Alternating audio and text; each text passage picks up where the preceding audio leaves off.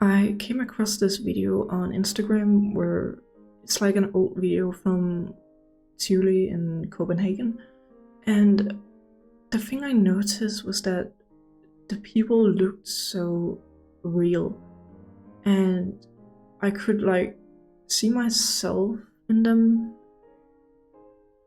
and that inspired me to draw some faces here. I just really love like when people have some personality. You can just see the personality in the faces.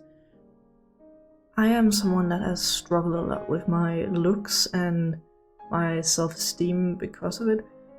Because when I was growing up, and also just now, I see a lot of, pretty girls with perfect jawlines and small noses, and they just have this specific look, and I feel like a lot of them look just like each other, like it's just a copy paste.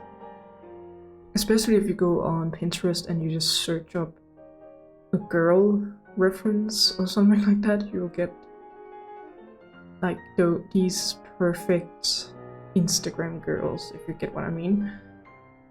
And it can be so hard to grow up in that, because I am not the typical pretty girl, and I will never be, because my face is just not structured like that.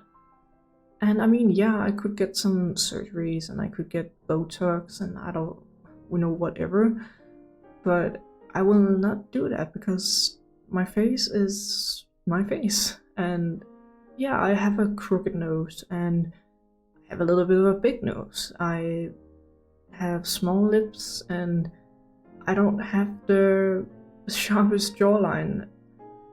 I don't have that, where it goes in and then down with your neck. I don't know how to describe it. I'll just put a picture up here. But yeah, that's something I've been really insecure about. But when I saw this video, I just felt like, oh, I look like them. And I just kind of imagined, like, if I was born in that time, I would feel much more comfortable, I think, with my looks, because a lot of women just look like that. I think they just accepted that their face looked like a certain way and they didn't think about changing it. Now, I don't know if Botox were invented in that time, like in the 1920s. I don't think so, but please don't come at me if I'm wrong. But I don't feel like there was a lot of options to actually change your looks. Like, you could exercise and, stuff like that, but you couldn't change your facial structure and stuff like that. I don't, at least I don't think so. And also just the fact that they just looked like they had such a nice time, and it just seemed like they didn't worry too much about how they looked and, just enjoyed life.